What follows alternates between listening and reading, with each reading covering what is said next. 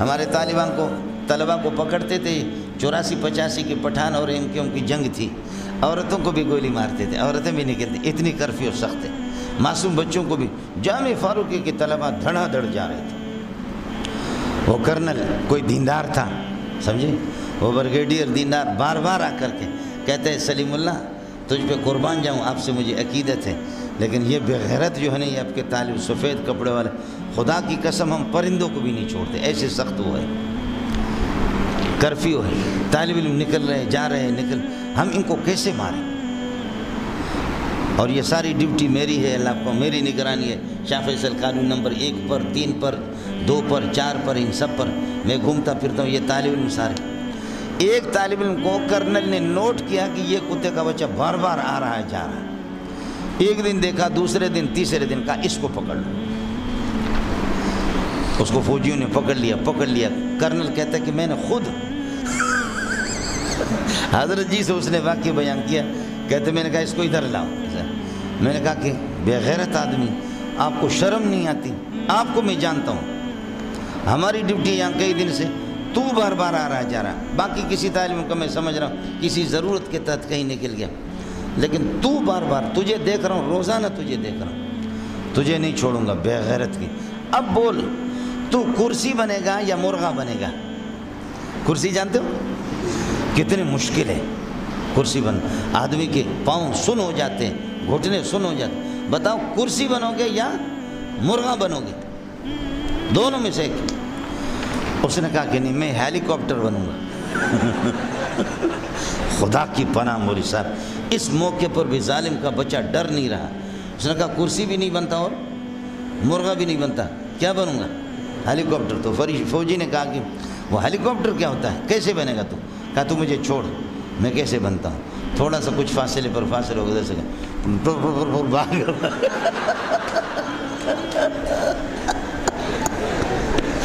فوجی سارے ہنسنے لگے، غصہ ختم ہو گیا، بریگیڈیئر ہنس کر کے وہاں پر الٹ پلٹ ہو رہا، کہتے ایسا بے غیرت، ایسا حاضر دماغ، یہ کیا بلا ہے، ڈر بھی نہیں رہا۔ کہتے ناک کو اس کا حضرت میں نے پکڑا، کان بھی پکڑا، میں نے کہا بے غیرت تجھے نہیں چھوڑوں گا، تو عادی مجرم ہے، تو عادی مجرم، بول کرسی بنے گا یا مرغا بنے گا؟ کہا نہیں، میں ہیلی کاپٹر بنتا ہوں۔ میں نے کہا کہ ہیلی کاپٹر کیا؟ کہا تھوڑا سا مجھے چھوڑ دو، کچھ فاصلے پہ ایسے ہو گیا، ایسا ہو گیا، ایسے ہو گیا، بھاگ گیا۔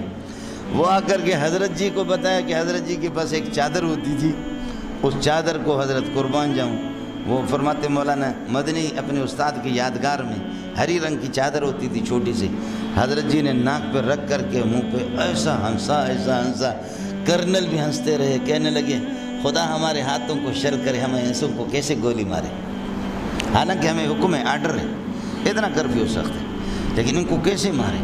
لیکن یہ پکا بے غیرت ہے۔ حضرت نے فرمایا کہ آپ پہچانیں گے اس کو؟ کہا حضرت میں پہچان لوں گا، لیکن جب آپ جمع کریں گے وہ آئے گا بھی نہیں۔ اب لڑکوں کو جمع میں پہچانتا ہوں اس کو، لیکن یہ کہ وہ جب آپ جمع کریں گے وہ آئے گا بھی نہیں، اتنا شریر قسم کا میں نے ایسا بندہ نہیں دیکھا۔ طلبہ جی طلبہ ہے، کیا کرو گے طلبہ؟ یہ حضرت نعیم رضی اللہ تعالیٰ عنہ بہت مذاقی تھا، بہت مذاق کرتا تھا، سمجھے؟ یہ تو اس وجہ سے اللہ ایک نابینا صحابی تھا، اس نے کہا مجھے پیشاب لگ گیا ہے، اللہ کے لیے مجھے فاصلے پہ لے جاؤ، میں پیشاب۔ اس نے ہاتھ اس کا پکڑا، گھمایا پھرایا مسجد میں لا کر سین میں اس کو کہا کہ یہ مسجد تو کچی تھی، ادھر پیشاب کرو، مسجد میں پیشاب۔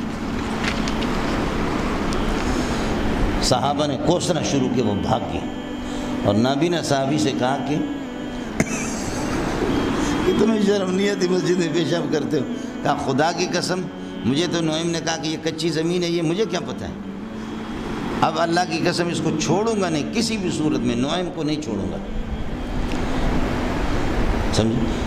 ہفتہ ڈیڑھ ہفتہ نہیں گزرا، وہ نابینا صحابی وہ مسجد میں بیٹھا ہوا تھا، سین میں بیٹھا ہوا، تو حضرت عثمان رضی اللہ تعالیٰ نفل پڑھ رہا تھا، تو حضرت نعیم آ گیا، اپنی آواز بالکل بدل دی، اس کا ہاتھ پکڑا، کہا آپ کو دکھاتا ہوں، نعیم کو دکھاتا ہوں، اور یہاں سے ڈنڈا ہاتھ میں لگے، سیدھا مارو گے نا، یہ نماز پڑھ رہا ہے، نفل پڑھ رہا ہے، سیدھا مارو گے اس کے سر پہ لگے گا۔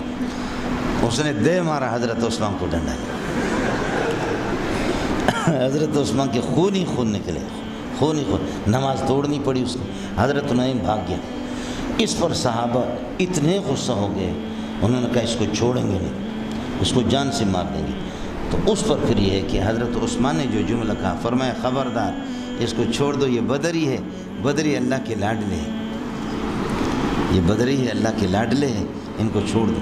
بہت مزہ کی تھا، یعنی آپ یہ دیکھیں نا کہ اس کی حرکتیں، کہ ایک بدو غریب آیا اپنے اونٹ کو ادھر بازار میں، ذوالمجاز کے بازار آپ جائیں گے، وہیں پر اللہ آپ کا بھلا کرے، اونٹ بٹھایا، جا کر کے سودا لے رہا ہے۔ تو کچھ لوگوں نے کہا کہ یار آج گوشت نہیں ہے، سمجھے؟ اس نے نعیم نے آ کر کے کس کر کے اس کے اونٹ کو ذبح کر دیا، نہر کر دیا، اور آدھا گھنٹہ پونا گھنٹہ بازار میں اس نے لگایا، اس نے پورا گوشت بھی بانٹ دیا۔ واپس آ گیا، رو رہا ہے کہ کیا ہوا کیا ہوا؟ لوگوں نے کہا کہ فلاں نے آپ کے اونٹ کو نہر کیا۔ پکڑا اس کو، کہا کہ میں نے نہیں کی، جاؤ حضرت سے پیسے لے لو نا، جاؤ حضرت سے پیسے لے لو۔ ساتھیوں نے کہا تھا مجھے کہ حضرت نے کہا ہے، جا کر کے حضرت سے، حضرت نے اس اونٹ کی قیمت اس کو دی، اور اس کو کہا خدا کی بندے آپ اس قسم کی حرکتیں کرتے ہیں۔ یہ کئی دفعہ ایسی حرکت کی کہ توبہ پڑھ کر کے ہنس کر کے تمہارے یہ کہ پیٹ کے اندر تکلیف ہوگی۔ سفر کے دوران حضرت بلال کی بھی اس کو بھوک لگی تھی، ابو بکر تھے، آپ صلی اللہ علیہ وسلم، کچھ صحابہ تھے، بھوک لگی تھی اس کو۔ حضرت بلال کے پاس ستو تھے، کھجوریں تھیں، کہا یہ کھجور مجھے دے دو، کچھ دے دو، مجھے بھوک لگی ہے۔ بلال نے کہا کہ حضرت بلال نے کہا کہ نہیں میں نہیں دے سکتا۔ اس نے کہا مجھے رب کی قسم ہے، اس خدا کی ایسی حرکت کروں گا تیری نسلیں یاد رکھیں گی۔ تو حضرت بلال نے کہا کر جو کچھ تجھے کرنا ہے۔ حضرت صلی اللہ علیہ وسلم اور ابو بکر اس وقت کہیں نکلے تھے، یہ یہاں بیٹھا ہوا تھا اور یہ توشہ کو سنبھال رہا تھا، راشن کو سنبھال رہا تھا، اور اس نے اکیلا مانگا، اس نے دیا نہیں۔ حضرت نعیم نے جا کر کے وہ ادھر سے قافلہ آ رہا تھا، قافلہ والوں سے ملا، یہ راستے پر ایسے جا رہے ہیں، قافلہ والوں سے کہا کہ میں مجبور ہوں، مسافر ہوں، میرا ایک غلام کالے رنگ کا ہے، اور رنگ کا کالا ہے، بڑا تکڑا ہے، بہت کام کرتا ہے، تو اگر وہ غلام 1000 کا ہے تو میں مجبوری میں 500 میں آپ کو بیچ رہا ہوں، میں مجبور ہوں، 500 روپے مجھے دے دو اور اس کو لے لو۔ لیکن ایک بات آپ لوگوں کو بتاؤں، جب آپ اس کو گرفتار کریں گے نا تو وہ کہے گا میں آزاد ہوں۔ کبھی کبھی اس طرح الٹی سیدھی باتیں کرتا ہے، اس کی فکر نہیں کرنا، چھوڑنا نہیں اس کو۔ پیسے لے کر کے بھاگا، انہوں نے بلال کے ہاتھ پاؤں باندھ کر کے لے گئے اس کو۔ حضرت بلال نے کہا خدا کی قسم میں آزاد ہوں، میں غلام نہیں، اس کو میں اس کا میں کہاں سے غلام ہوں، میں آزاد ہوں۔ ابو بکر نے مجھے آزاد کیا، کہا نہیں، اس نے کہا تھا یہ ایسی الٹی سیدھی باتیں کرتا ہے۔ اس کے بعد حضرت صلی اللہ علیہ وسلم کو پتہ چل گیا، حضرت نے بندے بھیجے قافلے کے پیچھے، دوڑ کر کے قافلے کو پیسے دیے، اور قافلے سے کہا کہ خدا واسطے حضرت فرما رہے ہیں کہ بھئی یہ حرکتی آدمی حرکت کر رہا ہے، بلال کو چھڑا کر کے لائے۔ جب بھی نبی بلال کو دیکھتا الگ ہنستا، اس کو دیکھ کر الگ ہنستا۔ بلال کو کہا کہ تو بھی یاد رکھے گا نا کہ آج کے بعد اس قسم کی حرکتیں